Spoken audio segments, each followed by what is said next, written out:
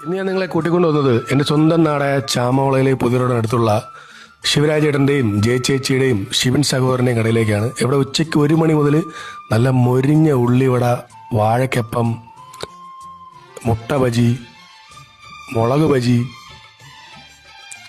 വാഴക്ക ബജി, നല്ല ഗോതമ്പ് വട, ഇതെല്ലാം കിട്ടുന്ന കടയാണ്. നല്ല ചൂട് ചായ ഇതിനൂടെ കിട്ടും.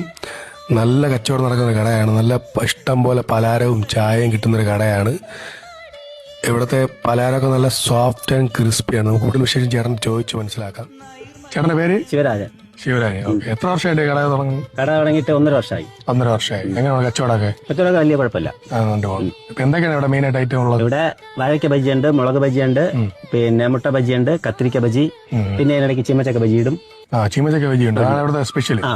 ഒരു വെറൈറ്റി. പിന്നെ ഗോതമ്പ് വടയുണ്ട്, പിന്നെ ഉള്ളിവടയുണ്ട്, ഏത്തക്കപ്പം, പിന്നെ റോസ്റ്റ് ഇടാറുണ്ട്. എല്ലാ ഐറ്റവും ഉണ്ട്. ഏകദേശം കുറേശ്ശെ എല്ലാ ഐറ്റവും ഉണ്ട്. പിന്നെ ഉഴുന്ന് വട ഇടും, അതിനിടയ്ക്ക് പരിപ്പോടെ ഉണ്ടാവും. ഓരോ ഐറ്റം മാറി മാറി ചെയ്യും. ഇതിന്റെ ഈ പലഹാരത്തിന്റെ റേറ്റ് ഒക്കെ പറഞ്ഞത് 8 രൂപയാണ്. 8 രൂപയാണ്. എല്ലായിടവും 10 രൂപ. ഇവിടെ എത്ര 8 രൂപയാണ്. തുടക്കം മുതലേ 8 രൂപയാണ്. ഇപ്പം ദോശയും തുടങ്ങി. ഇന്നലെ മുതൽ ദോശയും ചമ്മന്തി കറി, ദോശ, ചമ്മന്തി, സാമ്പാറ്, മുളക് കറി, സോഡ, പിന്നെ ഇത് പപ്പടം, എല്ലാ ഐറ്റവും ഉണ്ട്. കട എപ്പോഴാണ് ഓപ്പൺ ആവണേ? കറക്റ്റ് 1 മണിക്ക് ഓപ്പൺ ആവും. 1 മണിക്ക്. 1 മണി തൊട്ട് 9 മണി. 9 മണി വരെ.